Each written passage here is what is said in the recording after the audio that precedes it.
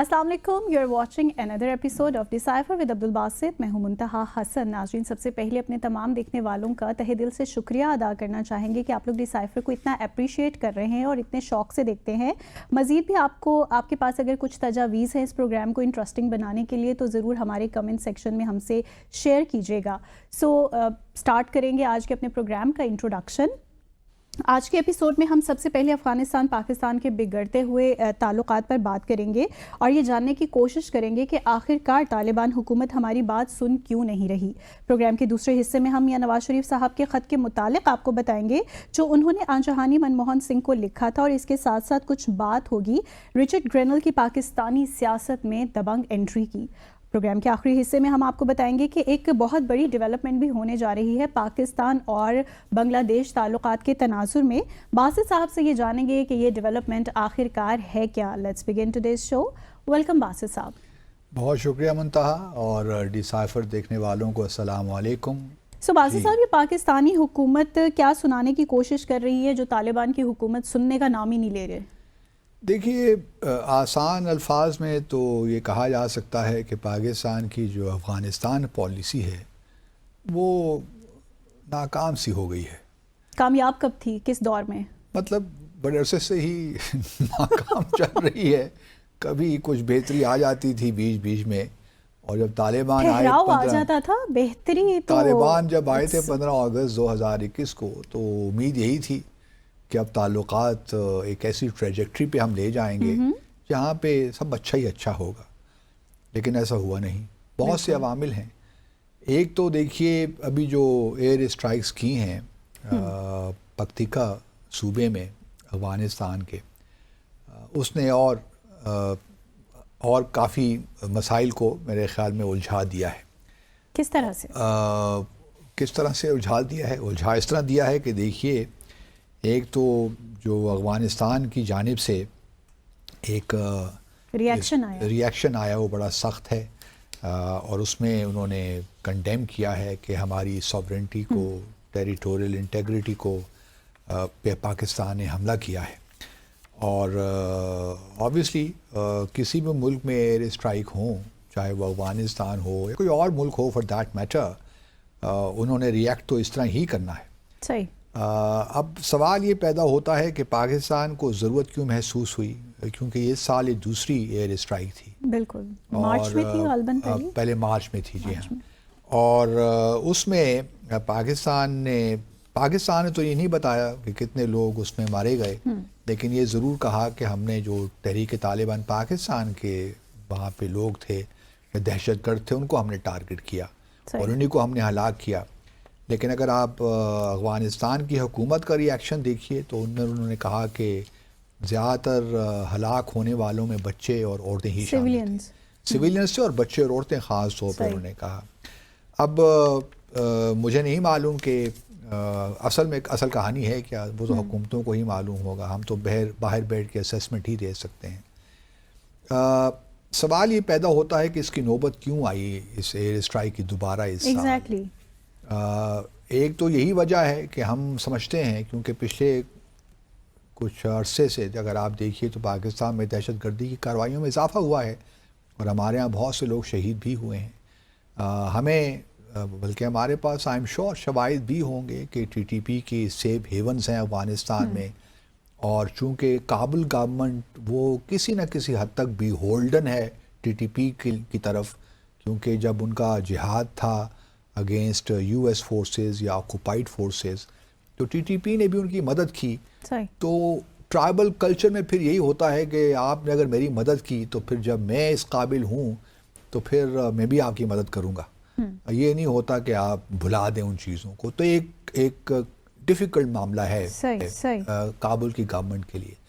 لیکن ہم یہ بھی برداشت نہیں کر سکتے پاکستان کی حکومت بحیثیت ریاست کہ ہم افغانستان اگر یہ کلیم کرتا ہے کہ ہمارا برادر ہمسایہ ملک ہے تو پھر اس کو کچھ نہ کچھ تو کرنا پڑے گا نا. ہم یہ تو اجازت نہیں دے سکتے کہ ٹی ٹی پی پاکستان میں حملے کرے، لوگوں کو یہاں پہ دہشت گردی کرے اور واپس چلی جائے. یہ تو نہیں ہو سکتا نا. بالکل. تو یہ بھی ممکن نہیں ہے.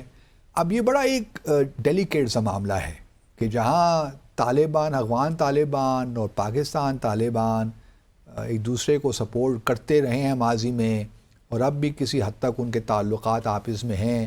دوسری طرف پاکستان کی یہ خواہش ہے کہ کابل کے ساتھ ان کے تعلقات بہتر ہوں، لیکن پھر یہ ایئر اسٹرائکس بھی مجبوری بن جاتے ہیں کیونکہ طالبان حکومت اپنے تئیں کوئی ایکشن نہیں لے رہی ٹی ٹی پی کے خلاف، تو اس سے آبویسلی مسائل بگڑ جاتے ہیں.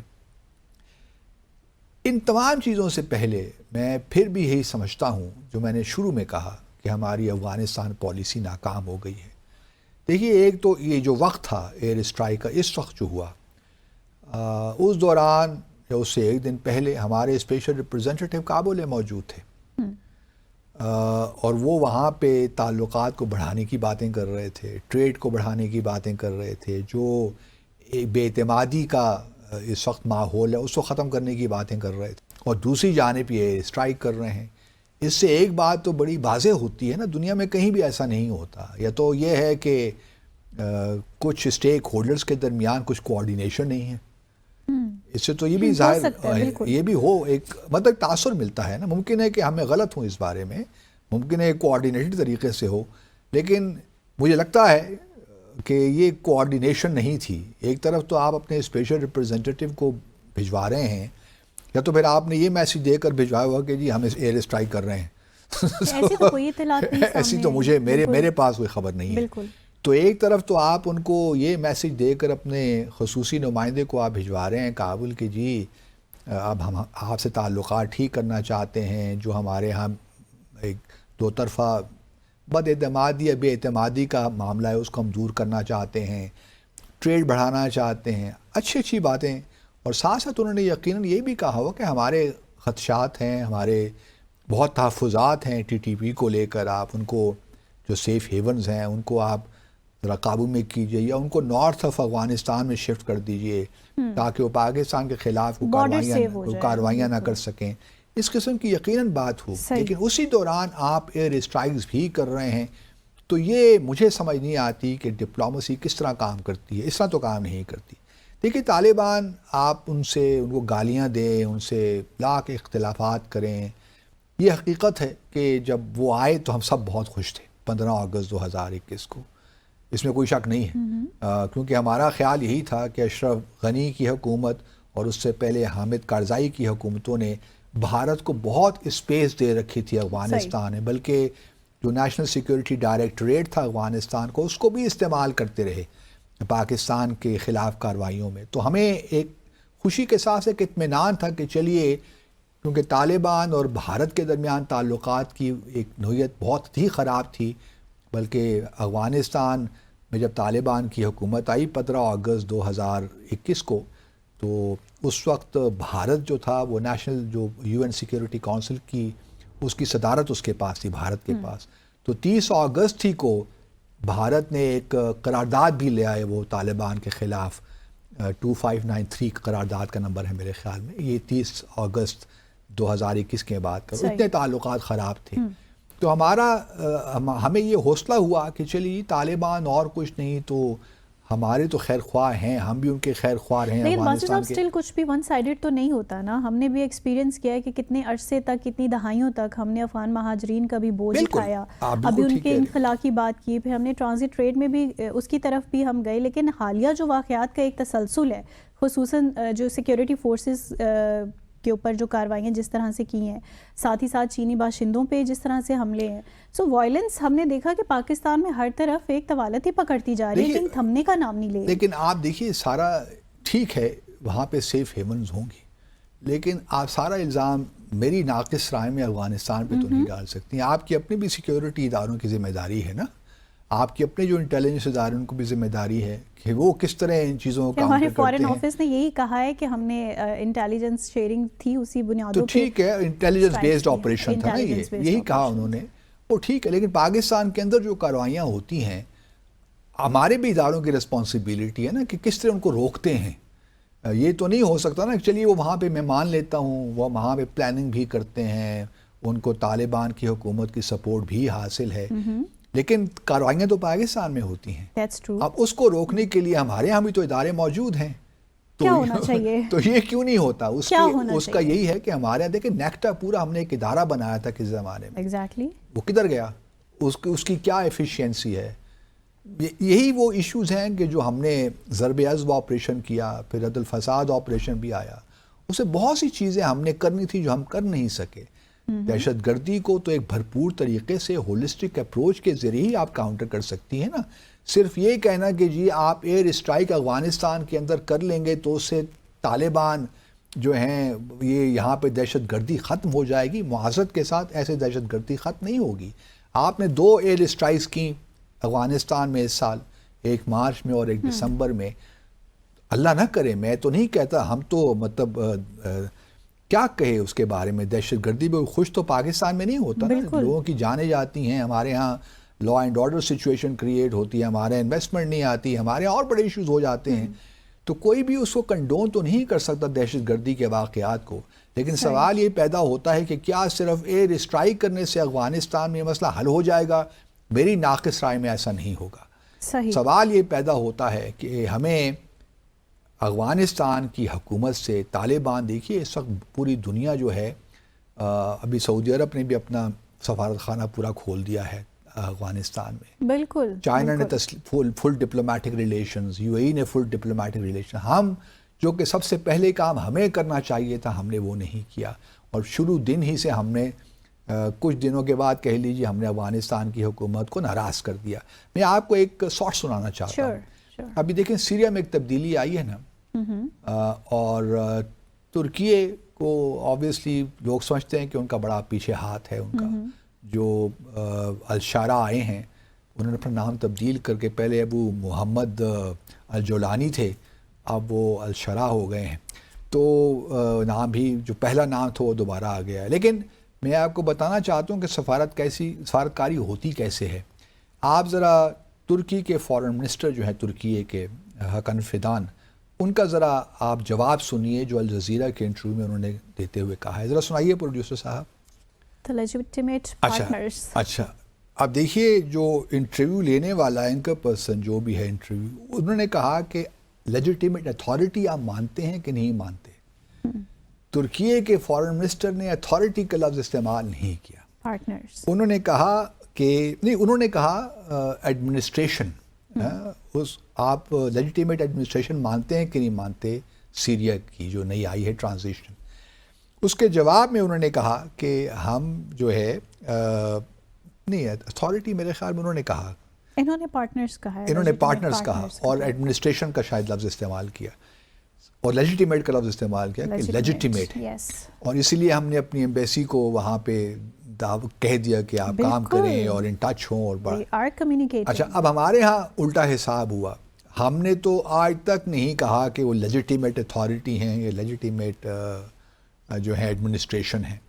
یہ الگ بات ہے کہ ہم نے اپنا سفارت خانہ بند نہیں کیا, تھینک گاڈ کہ ہم نے اپنا سفارت خانہ وہاں بند نہیں کیا, اور یہ خوش آئند بات تھی اس وقت. لیکن 2015 کے بعد پاکستان کے آپ رویے اگر دیکھیے, جو کہ ہمیں لیڈ لینی چاہیے تھی, ہمیں یہ کہنا چاہیے تھا کہ لیجیٹیمیٹ گورنمنٹ ہے یا لیجیٹیمیٹ اتھارٹی ہے. اگر گورنمنٹ کا لفظ استعمال نہیں بھی کرتے, جو کہ ترکیے کے فارن منسٹر نے بھی نہیں کیا, انہوں نے یہ نہیں کہا گورنمنٹ کا لفظ استعمال نہیں کیا, انہوں نے اتھارٹی کہہ دیا. ہمیں بھی کم از کم ایک یہ اس قسم کی لائن لینی چاہیے تھی دنیا کے سامنے کہ وہ لیجیٹیمیٹ اتھارٹی ہیں, رادر دین کہ ہم یہ اس بات پہ انسسٹ کرتے کہ جی ایک براڈ بیسڈ گورنمنٹ ہو, انکلوسیو گورنمنٹ ہو, یہ ہو وہ ہو. یہ بات ان کے انٹرنل معاملات ہیں, کنڈیشنل نہیں ہونا چاہیے تھا. اب دیکھیں سیریا میں حکومت کیسے آئی ہے, کوئی الیکشن کے ذریعے آئی ہے؟ الیکشن کے ذریعے تو نہیں آئی نا.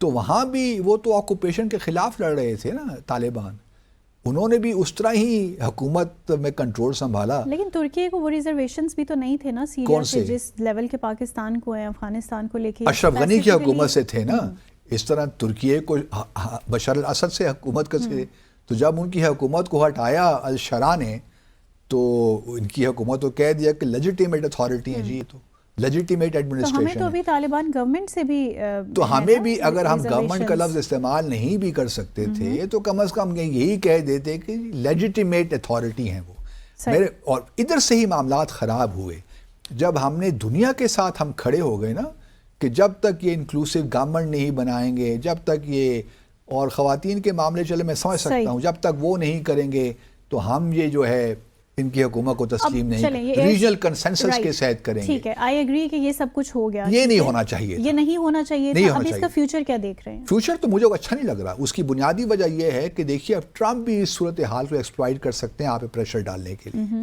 اور مجھے لگتا ہے کہ ٹرمپ کسی مرحلے میں ریچ آؤٹ کریں گے طالبان کے ساتھ، کیونکہ دیکھیے ایکارڈز جو ہوئے تھے نا وہ طالبان کے ٹرمپ کے زمانے میں ہوئے یہ تھے. تو بہت alarming situation آپ بتا 29 رہے ہیں فروری پاکستان کے 2020 کو یہ ہوئے تھے، اور پی ٹی آئی کی حکومت نے سپورٹ بھی، اس میں بعد میں بات کرتے ہیں اگلے سیگمنٹ میں، صحیح. وہ فیسیلیٹیٹ اس زمانے میں ہوا تھا. تو ٹرمپ بڑا ایک ایسے شخص ہیں who would not mind reaching out to the Taliban. اگر ان کو یہاں پہ کوئی اسپیس ملتی ہے رشیا کے خلاف، چین کے خلاف پاکستان نے پریشر بلڈ کرنے کے لیے، اور بھارت چونکہ آبویسلی وہ بھی طالبان کے ساتھ بڑے اچھے ہوئے ہیں، پچھلے مہینے جو ڈیلیگیشن بھی ان کا آیا تھا ہم یہ ڈسکس بھی کر چکے ہیں، تو ہمارے لیے پھر وہ اسپیس کم ہو گئی.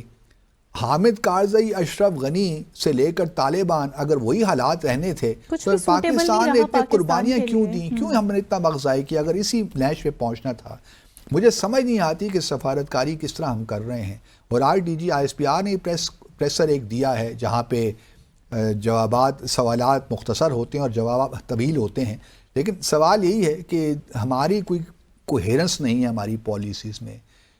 خدارہ کوئی کوہیرنس پیدا کیجئے، ایک اور صحیح طریقے سے آگے چلیے، ہولسٹک اپروچ لیجئے. کہیں جا کر آپ طالبان کو، اگر آپ نے دیکھیے اسٹک اینڈ کیرٹ بھی استعمال کرنی ہے نا، اس کا بھی ایک طریقہ ہوتا ہے، ایک وقت ہوتا ہے کہ اسٹک کا بھی استعمال کرنی ہے اور کیرٹ کا بھی استعمال کرنی ہے. صحیح. یہ نہیں ہوتا کہ بس جب دل چاہا اسٹک استعمال کر لی، جب جی چاہا کیرٹ آگے کر دی. اس طرح نہیں ہوتا.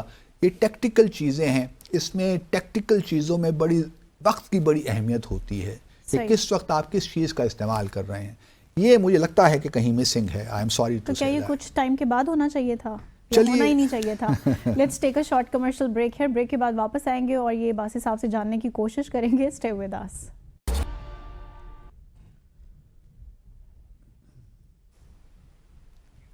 Welcome back after the break. So باسی صاحب نے اپنی ڈپلومیسی کا مظاہرہ کرتے ہوئے میرا سوال تو گول کر دیا.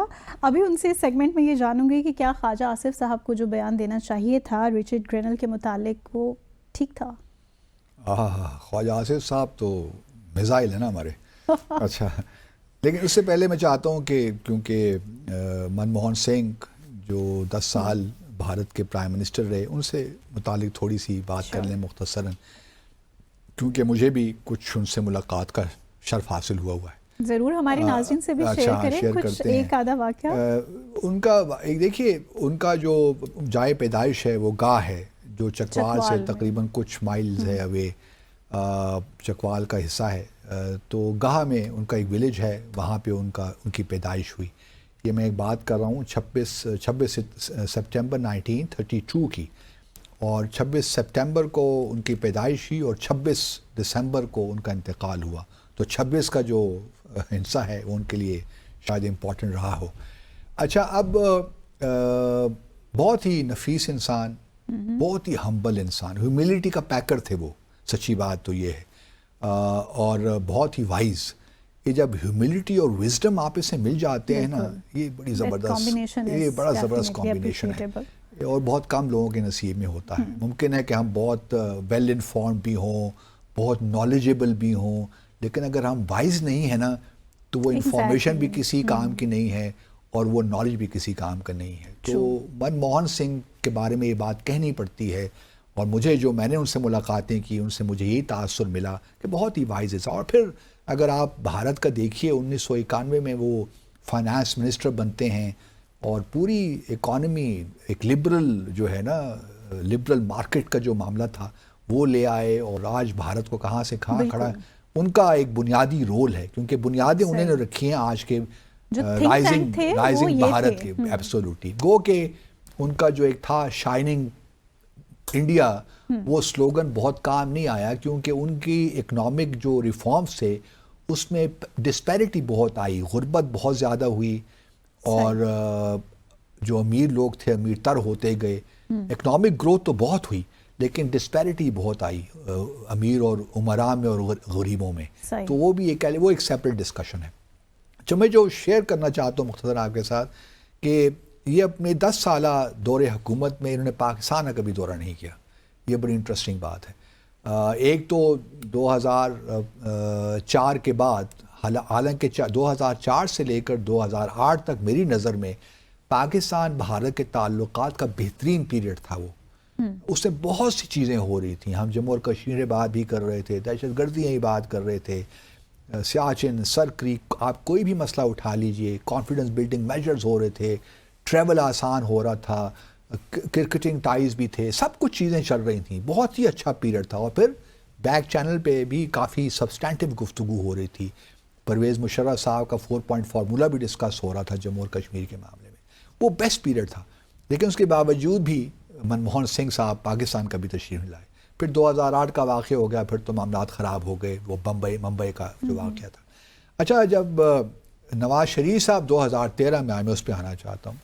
13 میں آئے تو نواز شریف صاحب نے پوچھا مجھ سے کہ بھئی کیا کریں، ان کو بلا لیں پاکستان، کیونکہ یہ تو پاکستان کبھی آئے نہیں. کیونکہ 2014 میں پھر آگے تھے نا اپنے کیا نام ہے، مودی صاحب، وہ وزیر اعظم بن گئے. 2014 تک کی حکومت میں تھے. 2014 میں جب نواز شریف صاحب سے بات ہوئی تو انہوں نے کہا کہ جی ان کو بلا لیتے ہیں، اب تو یہ پرائم منسٹر نہیں رہے، اور چونکہ یہ کبھی پرائم منسٹر ہوتے ہوئے نہیں آئے اپنی جائے پیدائش میں گاہ میں، تو ان کو بلا لیتے ہیں. وہاں پہ ایک اچھی تقریب ہوگی، زبردست پیپل ٹو پیپل، مطلب ایک اچھا تاثر بھی ملے گا. تو میں نے کہا یہ بڑا اچھا آئیڈیا ہے، بلا لیجیے اگر آپ چاہتے ہیں. تو انہوں نے ایک انویٹیشن، ہم نے ایک لیٹر بنا لیا، باضابطہ انوائٹ کیا. ہاں، نواز شریف صاحب نے ایک فارمل لیٹر لکھا اور مجھے کہا گیا کہ میں خود جا کے ڈیلیور کروں منموہن سنگھ صاحب کو. تو میں منموہن سنگھ صاحب کے پاس گیا، میں نے وہ لیٹر ڈیلیور کیا. انہوں نے شکریہ ادا کیا اور میں نے کہا جی ہم امید کرتے ہیں کہ آپ جلدی ہمیں اپنی کنوینئنس بتا دیں گے کہ جب بھی آپ جانا چاہتے ہیں، تاکہ ہم اکارڈنگلی ارینجمنٹس پاکستان میں کریں. تو پھر وہ کوئی جواب نہیں آیا. پھر ہم نے ان کے سیکرٹری کو اپنے ہائی کمیشن کے ذریعے یاد دہانی بھی کروائی، پھر بھی کوئی جواب نہیں آیا. پھر میری ملاقات، میری ایک بک لانچ سیریمنی تھی، شاید نتور سنگھ صاحب تھے، ان کی لانچ سیریمنی تھی، وہاں پہ مجھے مل گئے.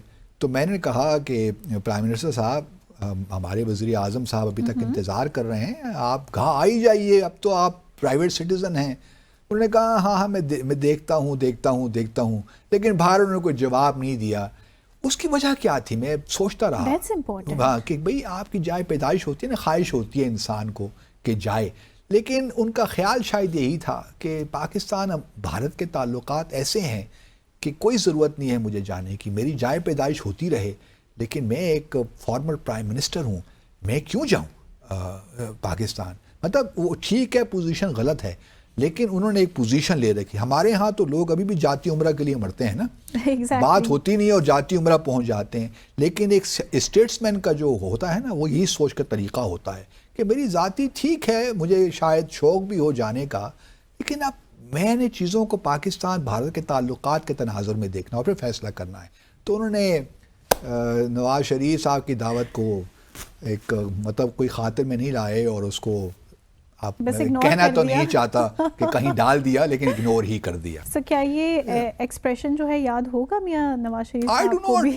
I do not know، لیکن بہرحال ان کی دعوت وہ خاطر میں نہیں لائے، وہ جو دعوت دی تھی. دوسری جو آپ نے ریچرڈ گرینل کا سوال کیا، خواجہ آصف صاحب دی گریٹ، خواجہ سعد رفیق صاحب کا ہی بیان بلکہ آیا ہے. اچھا، پہلے تو دیکھیے ہمارے ہاں کانٹرڈکشنز، وہی کوہیرنس نہیں، کوئی کوآرڈینیشن نہیں.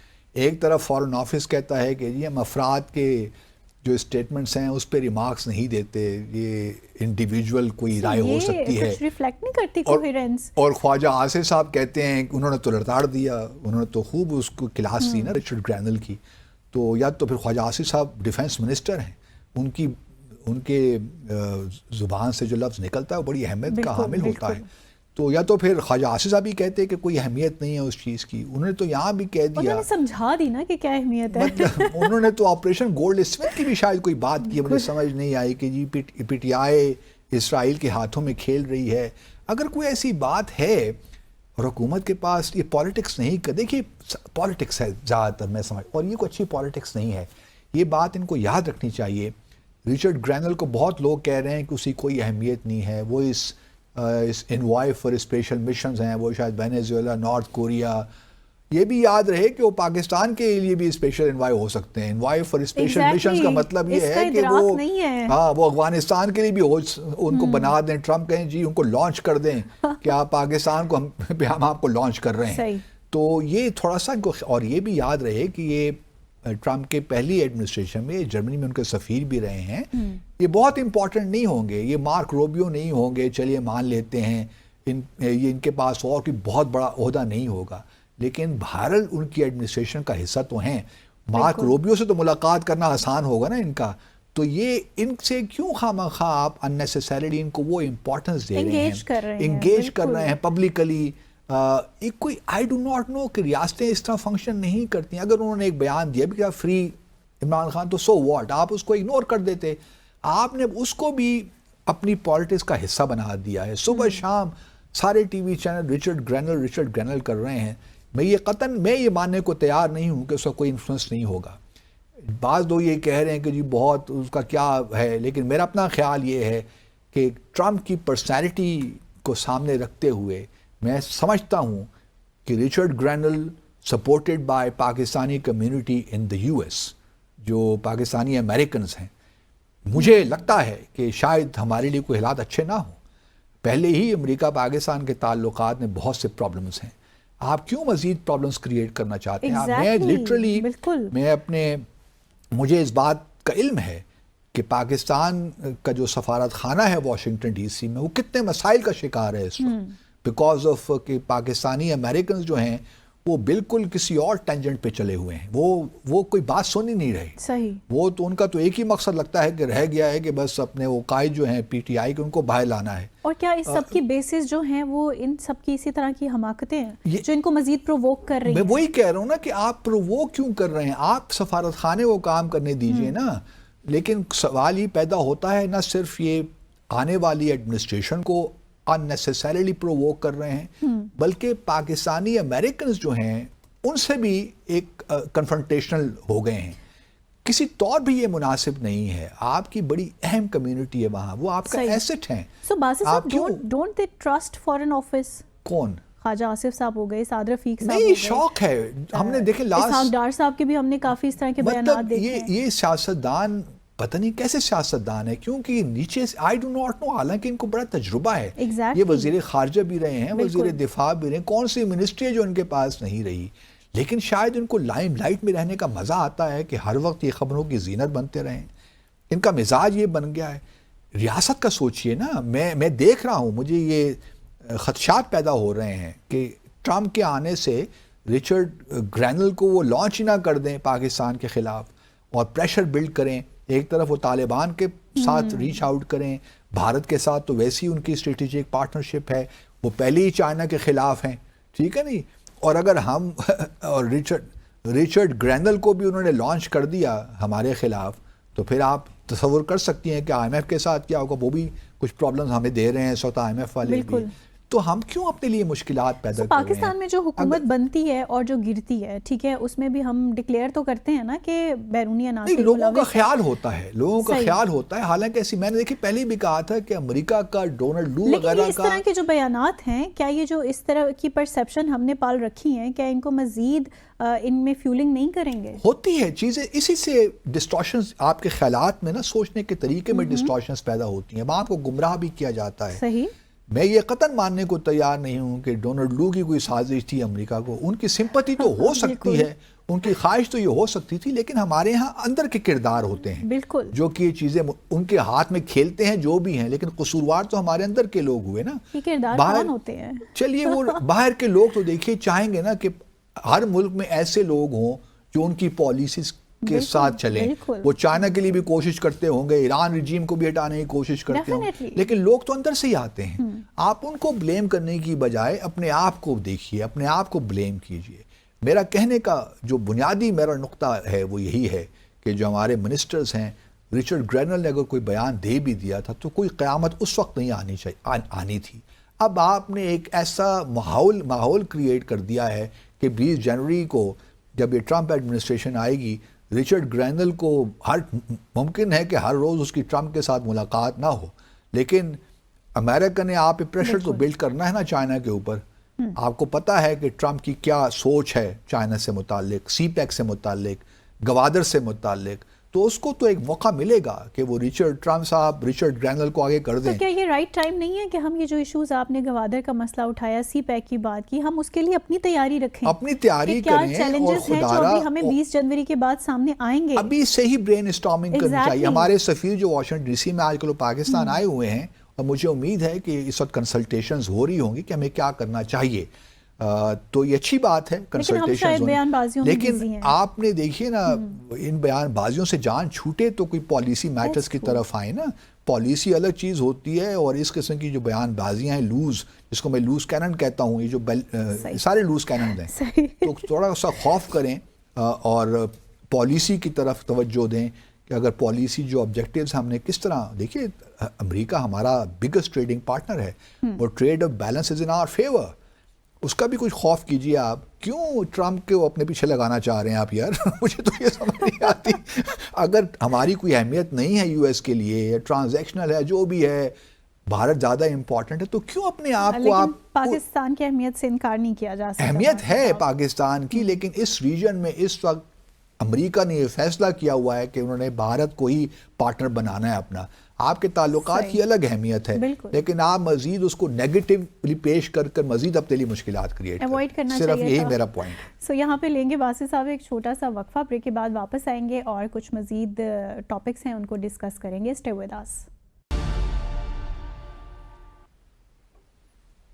Welcome back after the break. So کافی گرما گرمی ہو چکی تھی بحث میں. باسط صاحب اب جلدی سے ناظرین کو کچھ امپورٹنٹ فیکٹ تو بتائیں کہ کون سی ڈیولپمنٹ ہے جو پاکستان اور بنگلہ دیش کے تعلقات کے تناظر میں ہمیں دیکھنے کو ملے گی. واہ واہ واہ، مزہ آ رہا ہے جی. مجھے تو بہت خوشی ہو رہی ہے. سچی بات یہ ہے اس خوشی کی کیا وجہ ہے؟ کہیں نہ کہیں تو جو ہیں راستے ہم نے متعین کر لی ہیں، اور شاید منزل کا تعین بھی کر لیا ہے، تو صحیح راہ پہ ہم گامزن ہیں. اس سے پہلے کہ میں اس طرف آؤں، تھوڑی سی بات کر لیتے ہیں. شیخ حسینہ ہماری کیا کہنا چاہیے، کیا کہتے ہیں اس کو، ہر دل عزیز سابق پرائم منسٹر. اچھا، وہ اب بنگلہ دیش نے جی فارمل ریکویسٹ ڈال دی ہے بھارت کو کہ جی حوالے کر دیں گے مودی صاحب، حوالے کیجیے ہمارا جو ہے انٹرنیشنل کرمنل جو ہے ٹریبونل، انہوں نے ڈیمانڈ کر دی ہے کہ ہم نے شیخ حسینہ کے خلاف مقدمات چلانے ہیں. ایک تو جو احتجاج ہوئے اس میں بہت سی شہادتیں ہوئیں، اور اس کے علاوہ اب کرپشن کے کیسز بھی آ گئے ہیں. ایک روپر جو ہے ایٹمی شاید پاور پلانٹ تھا، اس میں بھی سنا ہے کرپشن کے کیسز آ پڑے ہیں. تو وہ اب ایکسٹریڈیشن جو ان کی ٹریٹی ہے اس کے مطابق تو ایک آرٹیکل اس کا 6 ہے اور ایک آرٹیکل 8 ہے. اس کے تحت جو ہے کہ پولیٹیکل جو کیسز ہیں ان کے بارے میں یہ نہیں ہے، وہ کور نہیں کرتا جو ٹریٹی ہے. اور پھر یہ ہے کہ اگر میلافائڈے انٹینشنز ہوں تو پھر بھی نہیں. تو اب وہ بھارت اس کے پیچھے پناہ لے گا کہ جی یہ تو انٹینشنز ہی ٹھیک نہیں ہیں. لیکن بھارت، میرا اپنا خیال یہ ہے کہ شیخ حسینہ کو ایکسٹریڈائٹ نہیں کرے گا. جس طرح ہم نے پہلے 5 اگست کے بعد بھی یہی ڈسکس کیا تھا کہ شیخ حسینہ کے لیے اگلی ڈیسٹینیشن کون سی ہونی چاہیے، کیونکہ اگر وہ بھارت میں رہتی ہیں اور بھارت میں رہ کر کافی وہ ایکٹیو بھی ہیں، بیانات بھی دیتی رہتی ہیں جو کہ do not go down well with the people of Bangladesh, تو اس سے مزید خرابیاں بھی پیدا ہوں گی. تو بھارت کی تو یہ خواہش ہے کہ یار کچھ کرے، بھگوان مدد کرے تو کہیں جلدی سے جلدی وہ نکل جائیں بھارت سے، چاہے وہ گریس جاتی ہیں، فن لینڈ جاتی ہیں، یو کے جاتی ہیں، ہماری بلا سے کہیں چلی جائیں، لیکن یہاں سے چلی جائیں. اب وہ کوشش بھی کر رہے ہیں کچھ. اور اب نئی جو بات سننی ہے وہ موریشیس کی بھی سن رہا ہوں میں. اچھا. کہ شاید کیونکہ بھارت کا کافی انفلوئنس ہے اس ملک میں، تو وہاں بھی کوششیں ہو رہی ہیں کہ اس طرف ان کو بھجوا دیا جائے. لیکن وہ بھی نہیں چاہتے کہ بنگلہ دیش کی حکومت کے ساتھ تعلقات خراب ہوں، یا بنگلہ دیش کے لوگ ان کو اس نظر سے دیکھیں جو کہ مناسب نہیں ہے ان کے تعلقات کے. تو اب شیخ حسینہ بہرحال فی الحال نیو دہلی رہیں گی. میرا اپنا خیال ہے کہ ان کے حوالے نہیں کریں گے، اور یہ معاملات اس طرح ہی چلتے رہیں گے بنگلہ دیش. اور اچھا، دوسری بات یہ ہے کہ جب سے یہ انہوں نے فارمل ریکویسٹ کی ہے نا، ایک تماشا سمجھ گیا ہے بھارت میں میڈیا اگر آپ دیکھیے تو ان کا کہنا یہ ہے کہ جی یہ اللیجیٹیمیٹ گورنمنٹ ہے ڈاکٹر محمد یونس کی. اچھا اللیجیٹیمیٹ گورنمنٹ کس طرح یہ ریکویسٹ کر سکتی ہے اور کس طرح یہ آئین میں تبدیلیاں کر سکتی ہے, اور اتنا 3 مہینے کا پیریڈ ہوتا ہے انٹرم سیٹ اپ کا. ہمارے ہاں بھی 3 مہینے کا ہوتا ہے, 2 سے 3 مہینے کا, ہمارے ہاں بھی 1 سال کا ہو گیا تھا. بالکل. تو وہ کہتے ہیں کہ یہ ایک انٹرم سیٹ اپ ہے, یہ کیوں کر جی آئین میں تبدیلیاں کر رہے ہیں, الیکٹورل ریفارمز کیوں کر رہے ہیں, ان کو کس نے اختیار دیا ہے. مان لیتے ہیں انٹرم گورنمنٹ ہے, کوئی حق نہیں ہے, تو پھر آپ نے اپنا فورن سیکٹری کیوں بھجوایا؟ That's true. ہاں, آپ نے فورن سیکٹری کیوں بھجوایا؟ اگر اللیجیٹیمیٹ گورنمنٹ تھی یہ, تو آپ نے ان کے ساتھ انگیجمنٹ کیوں کی؟ دور رہتے نہ بھجواتے. ایک طرف تو آپ یہ اظہار کر رہے ہیں کہ بنگلہ دیش کے ساتھ ہمارے تعلقات اچھے ہوں, ایک دوسرے کے ساتھ ملاقات نہیں, بلکہ ڈاکٹر محمد یونس کو ایک اجلاس انٹرنیشنل کانفرنس, اس میں بھی بھارت نے بلایا تھا ان کو, تو جو ورچوئل انہوں نے پارٹیسپیٹ کیا تھا ڈاکٹر یونس نے. تو ایک طرف تو یہ بیان ہے, پھر دوسرا دیکھیے لیجیٹیمیسی کیا ہوتی ہے. لیجیٹیمیسی یہی ہے نا کہ لوگ اس حکومت کو تسلیم کریں, اس حکومت کا پورا مکمل اختیار ہو اپنے ملک کی ٹیریٹری میں. تو پوری دنیا نے اس کا مظاہرہ دیکھا ہے, مظاہرہ دیکھا ہے. کنفیوژن کس چیز کنفیوژن کس چیز, ٹھیک ہے انتخابات نہیں ہوئے نا, وہ بھی ہو جائیں گے, وہ بھی ڈکلیئر تو کر دیا ہے, وہ بھی ڈکلیئر کے 2026 کے شروع میں کہیں پہلے حصے میں ہو جائیں گے. تو لیجیٹیمیسی اور کہاں سے آتی ہے؟ لیجیٹیمیسی لوگوں سے ہی آتی ہے نا. اگر لوگوں نے تسلیم کر لیا ہے, بنگلہ دیش کے لوگ خوش ہیں, تو آپ کو کیا مسئلہ ہے بھائی کہ لیجیٹیمیٹ ہے کہ نہیں ہے؟ جو انہوں نے فارمل ریکویسٹ کی ہے آپ اس کا جواب دیجئے, بس اور باتیں مت کیجئے. لیکن یہ ہونے والا ہے نہیں ہے, کیونکہ بہرحال تو جواب کیا دیں گے؟ میرا خیال ہے کہ وہ اس پہ بیٹھے رہیں گے, جواب کچھ نہیں دیں گے, یا یہ کہیں گے کہ ہم اس کا جائزہ لے رہے ہیں, لیگل پوائنٹ آف ویو سے دیکھ رہے ہیں, آرٹیکل 8 اور آرٹیکل 6 کا حوالہ دے دیں گے کچھ اپنے جواب میں, گول مول بات کر کے اس معاملے کو لٹکاتے رہیں گے تا وقت کہ شیخ حسینہ کو کوئی اور منزل مل جائے, کہیں اور جانے کوئی جائے, مطلب کوئی جگہ مل جائے رہائش کے لیے, کوئی مطلب ایک ریموٹ کسی جگہ پہ چلی جائیں, کسی جزیرے پہ رہیں اپنا آرام سے. یہ ممکن ہے کہ ان کو انڈمان نکوبار نہ بھجوا دیں کہیں اس طرف نا, لیکن وہ بنگلہ دیش کے قریب ہو جائے گا, اسٹیٹ آف ملاکا, تو وہ ذرا مشکل لے سکتے مودی صاحب. اچھا, دوسری طرف پاکستان اور بنگلہ دیش کے دن الحمدللہ کچھ شاید ہماری بات بھی کسی نے سن لی ہے, وہ کریسنٹ سیکیورٹی انیشیٹو کی جو ہم نے ایک دیا تھا کہ پاکستان اور بنگلہ دیش کو لیڈ لینی چاہیے کہ ایک مسلم دنیا کے لیے ایک نیٹو ہم بنا دیں, نیٹو کا ہونا بڑا ضروری ہے. تو اس میں اب یہ ہے کہ جی جو ہمارے جوائنٹ چیف آف اسٹاف ہیں کمیٹی کے چیئرمین جو ہیں جنرل کیا نام ہے ان کا, جنرل شمشاد طاہر مرزا صاحب, وہ سنا ہے کہ بنگلہ دیش کے دورے پہ جا رہے ہیں قریب. تو یہ ایک بہت بڑی ڈیولپمنٹ ہے میرے حساب سے, کیونکہ پچھلے 53 سالوں سے جب سے ایسٹ پاکستان ہم سے الگ ہوا, یہ پہلا دورہ ہوگا. گو کہ مشرف صاحب گئے تھے, بٹ وہ بحیثیت صدر گئے تھے, آرمی چیف کے نہیں, وہ گئے تھے. لیکن یہ دورہ اس لیے امپورٹنٹ ہے کہ اسی سال ہو رہا ہے, 5 اگست کے بعد پہلا. تو مجھے امید ہے کہ جو ہم نے کوئی آئیڈیا پیش کیا ہے اس میں تھوڑی بہت بات چیت کا آغاز ہوگا. میں یہ نہیں کہتا ہوں کہ وہ کوئی فوراً سے لایا عمل بن جائے گا, کوئی ایسا بن جائے گا ہمارے پاس, لیکن ایٹ لیسٹ کوئی بات چیت اس پہ شروع ہو جائے گی. یہ کوئی اچھا ایک اگر ایسا ہو جائے تو نتھنگ لائک دیٹ. لیکن وہ بھارت کا میڈیا یا اللہ, وہ ایسا وہ سیخ پا ہے کہ آپ حد کی, بھئی یہ کیسا ہو گیا کہ جنرل مرزا جا رہے ہیں بنگلہ دیش, یہ تو بالکل ہمارے جو انٹرسٹ ہیں تباہ و برباد ہو گئے بنگلہ دیش میں. پاکستان نے اپنا انگریس بنا لیا ہے, اور اب بھارت کو چاہیے کہ کچھ نئی پالیسی لے کر آئے بنگلہ دیش کے لیے, ورنہ یہ تو ہمارے ہاتھ سے نکل جائے گا. ایک طرف چین ہے, ایک طرف پاکستان ہے, تو ہم تو بالکل ختم ہو گئے اس علاقے میں. اور پھر یہ بھی بار بار وہی بات کرتے ہیں کہ پاکستان کا ISI جو ہے وہ بڑا ایکٹیو ہو گیا ہے, اور نارتھ ایسٹرن اسٹیٹ جو ہیں 7 سسٹر اسٹیٹس, وہاں پہ پاکستان کی مداخلت شروع ہو گئی ہے, اور خاص طور منی پور کو, اور وہاں پہ وہ کرسچن اسٹیٹ بنانا چاہتے ہیں. سو جو ہم پہلے بھی ڈسکس کرتے رہے. اچھا, اس قسم کی باتیں آج کا میں کم از کم بھارت کے اخبار پڑھ رہا تھا, اخبارات, تو مجھے سب چیزیں یہی نظر آئیں کہ بہت خائف ہیں وہ.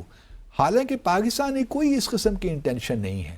اس میں کوئی شک نہیں ہونا چاہیے کہ شیخ حسینہ کے جانے سے کم از کم مجھے تو بہت بڑی خوشی ہوئی ہے, اور پاکستان کے عوام کو بہت خوشی اس لیے نہیں کہ ہم یہ چاہتے ہیں کہ بھارت اور بنگلہ دیش کے تعلقات میں خراب ہوں، لیکن ہمیں یہ خوشی ہے کہ پاکستان اور بنگلہ دیش کے تعلقات بہتر ہوں گے. ایگزیکٹلی. تو ہمارا یہ طریقہ ہے دیکھنے کا. بھارت کو بھی اسی وے میں لینا چاہیے، اسی وے میں اسی طریقے سے لینا چاہیے، اسی اسٹرائڈ میں لینا چاہیے کہ جی ون ون سچویشن ہے نا. وہ اس کو زیرو سم گیم کیوں بنا رہے ہیں کہ اگر پاکستان بنگلہ دیش کے تعلقات ٹھیک ہوتے ہیں تو لا محالہ بنگلہ دیش اور بھارت کے تعلقات خراب ہوں گے. یہ طریقہ ہی نہیں ہوتا. تو میں تو بہت خوش ہوں کہ شیخ حسینہ سے ہماری جان چھوٹی، اور credit goes to the people of Bangladesh. دیکھیے انہوں نے ہی پچھلے 10 15 16 سال جتنے بھی گزارے ہیں شیخ حسینہ کی حکومت میں، وہ تو جرائم سے بھری پڑی ہے. انہوں نے جتنے مظالم برداشت کیے ہیں وہ تو وہی جانتے ہیں. تو ہمیں اس موقع سے فائدہ اٹھانے ہیں. اور جنرل شمشاد طاہر مرزا جو جا رہے ہیں، it's a very very good development in my view. But یہ کوئی بھارت کے خلاف نہیں ہے.